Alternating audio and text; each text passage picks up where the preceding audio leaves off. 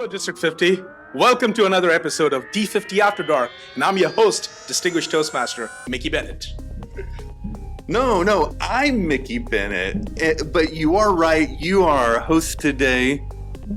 Distinguished Toastmaster Gaurav Shekhar will be guest hosting today, interviewing me. You don't want to miss this episode. Today's episode of D50 After Dark, as I said, Gaurav will be interviewing me and guest hosting today, but first, I want to tell you about our wonderful sponsors. We have two sponsors again today. First, we have Habitat Commons. Habitat Commons is a beautiful co-working space providing an invigorating work environment to creative and other professionals. It is conveniently located near Highway 75 and the President George Bush Tollway in Plano, Texas. To learn more, visit habitatcommons.com. We're also brought to you by Moon Vision Productions. Moon Vision Productions is a social media, photography, and video production agency ready to elevate your brand to the moon. Follow them on Instagram at moonvision_productions. Gaurav, I'm so glad to have you on the show today. Same here. Long time no see. It's been a few since we've seen each other. Yeah. What's happening? I mean, I think about ourselves. It's been 10 years. I think 10 years ago, we were sitting in this planning meeting because we were the new area directors in the Vista division. It isn't there anymore, but great memories with you. You've been an area director. You've served on so many committees in the district. I have stopped counting because you have done so much for the district with your clubs, mentoring people, and now the host for the D50 After Dark podcast. Yeah. How did that happen? It's been quite a journey. Becoming the host of this show was a bit of luck and a bit of just responding to a call to action. There is a WhatsApp chat for District 50, and Tommy, the producer, put out a note saying, "Hey, I'm looking for someone to host a podcast. Let me know if you're interested." I reached out to him, asked a few questions, and before you knew it, we were recording our first episode in my living room. Oh, wow. Well, a huge shout out to Tom for putting this together. I know whenever you take up something, you make sure it is delivered perfectly. And we could see that in so many of the episodes. You've made the guests feel so comfortable. You've kept the conversation to the point, something that our members would like to hear. How do you do this? Like, what's your method? When you have to interview somebody, do you go through some preparation? Tell us a little bit about what happens behind the scenes. Yeah, absolutely. So there is some prep work. If possible, we like to do a pre-interview with the guests. The interviews aren't really scripted. They're organic. We like to have a natural conversational feel, but it does help to have a conversation beforehand with the guests, let them know what to expect so that they are comfortable coming into it. They know the process and have a sense of what the topics, the outline of the conversation will be, just so that they can start thinking about what kind of things they want to say, even if the conversation goes off on other tangents, we still have a planned idea of what we're going to talk about. Thanks to our traffic, we have more time for podcasts. And it's something that's picking up with a lot of people. The messages are important. And whatever I've heard so far in D50, the podcast, I somewhere feel that you bring in your experience from all these years in Toastmasters. In your questions, you can see that. In the conversations, you can see that. If given a chance, who's one person you would wish you could interview for this podcast? One person. Well, I feel already so lucky that we were able to interview the first vice president of Toastmasters. That was great. Exciting. And someday she'll be the president of Toastmasters. Absolutely. International. So I would certainly love to interview some world champions of public speaking. We have some in our own district, like Jim Key. I would like to interview him.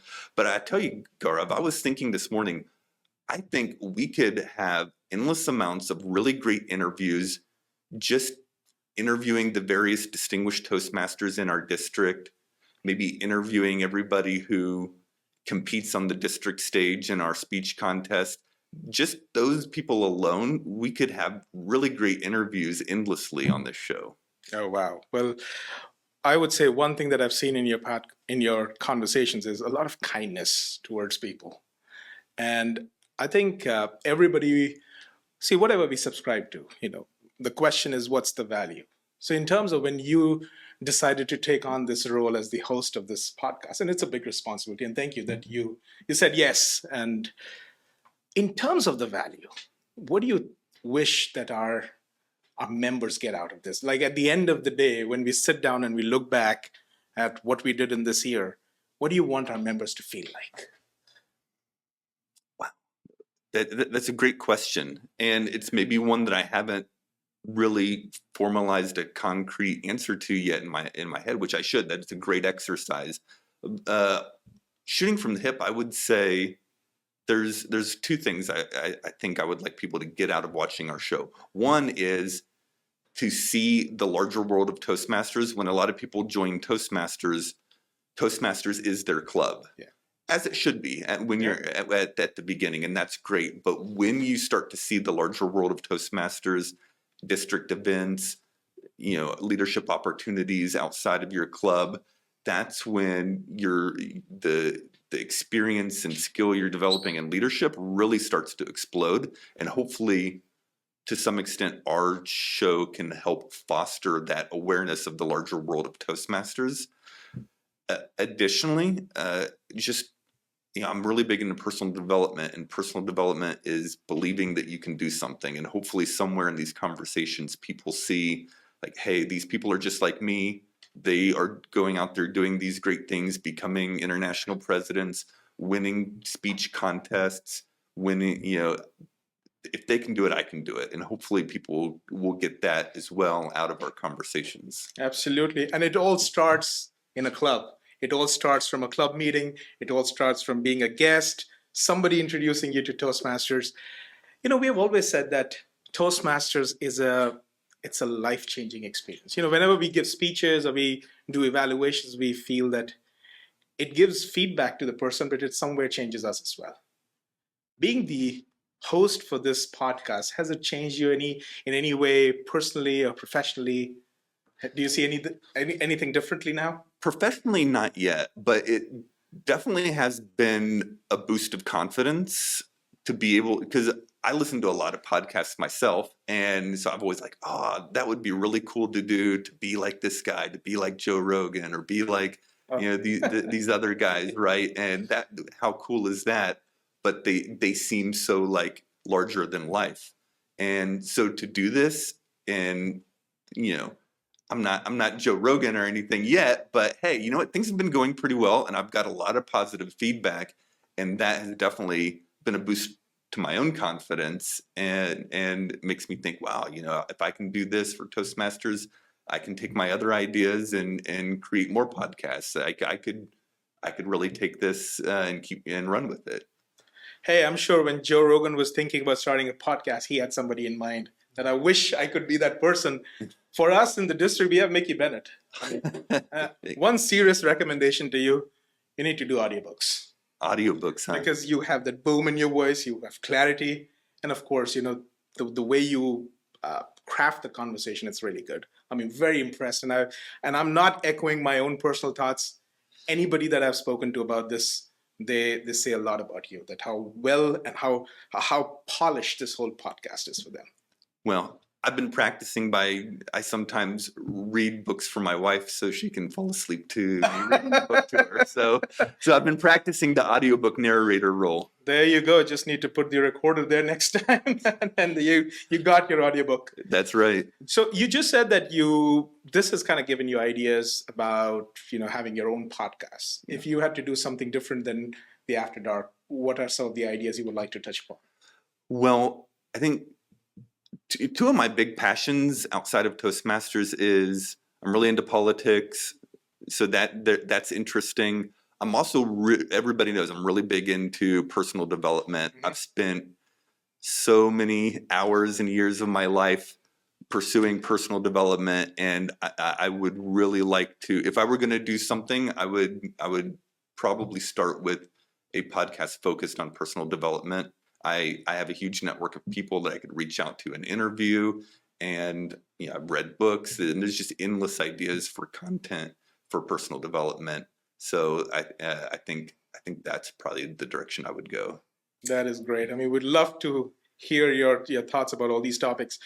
One of the things that we see is that, just like our speeches, we see members have that block when it comes to giving their first speech, and when they get over it, it's a process. They Mhm. become better. I think a lot of folks want to get into having their podcasts, Mhm. but they just don't know how to start, or maybe there is some kind of a mental block. Yeah. What would you like to tell those people?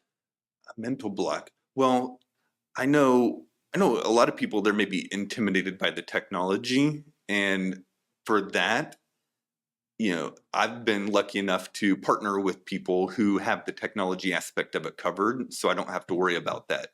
As far as the content goes, pick your favorite book, or especially a nonfiction book, and just write a speech about that, and then record yourself giving that speech, and go from there. I think it is the endless conundrum for newer Toastmasters. What do I give speeches about? But if you really think about it, your life is full of interesting things that you can talk about.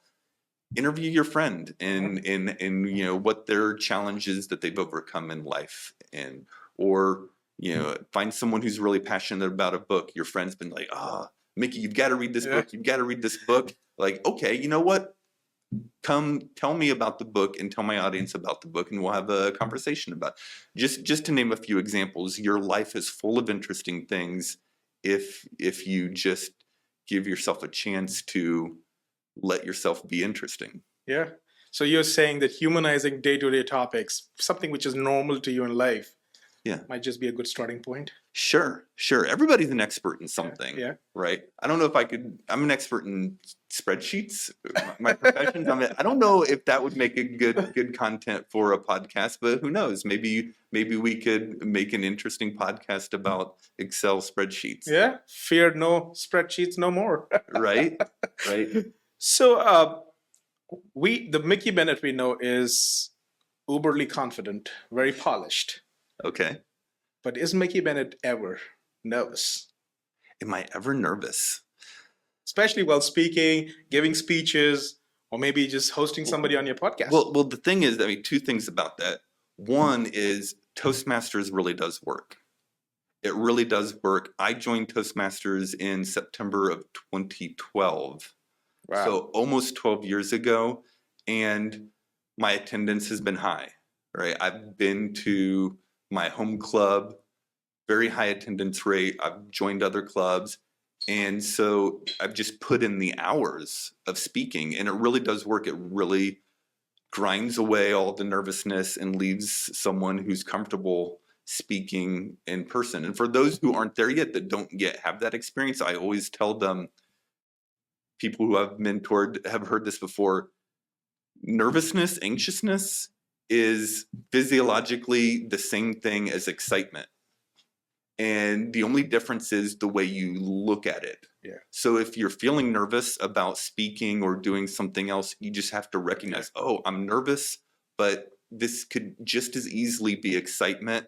I just have to remember I'm doing this because this is part of my goal, and I can recognize this as excitement and have fun. Yeah. I remember one of my mentors telling me once that nervousness is weak in front of your preparedness. So preparation is key there. Absolutely. And I agree with you. Toastmasters, we say we make where leaders are made. We are into public speaking, we are into leadership, but I think our biggest product is confidence. And I've seen you do that with a lot of mentees of yours, throughout the time that you've been there. I think District 50 is very lucky to have you here as a member. And of course, this After Dark podcast is a really, really great addition to what the district has been offering to its members for years and years. At this point of time, any call to action for our listeners here? Yeah, absolutely. Call to action. So we are wrapping up our first season, our first year of D50 After Dark. It's been amazing. We have so many great ideas for season 2 the next year. So my call to action for our listeners is make sure you like, follow, subscribe to us on YouTube, Spotify, Apple Podcasts, and share us with your friends.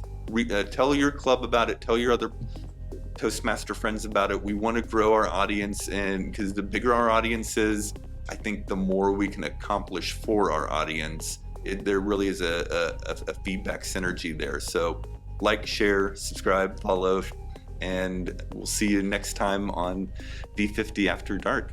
Absolutely. Well, thank you so much. It was great to interview the guy who's been interviewing everybody around, but Mickey Bennett, always a pleasure talking to you, and everything that you do for our members, we are so thankful. It's been fun, and maybe we'll have you back on and I can interview you, because I'd love to hear about one of the guys who's completed more educational levels in a single year than 99.9% of other Toastmasters. I want our audience to hear about that story. Thank you so much. Great. Bye, everybody.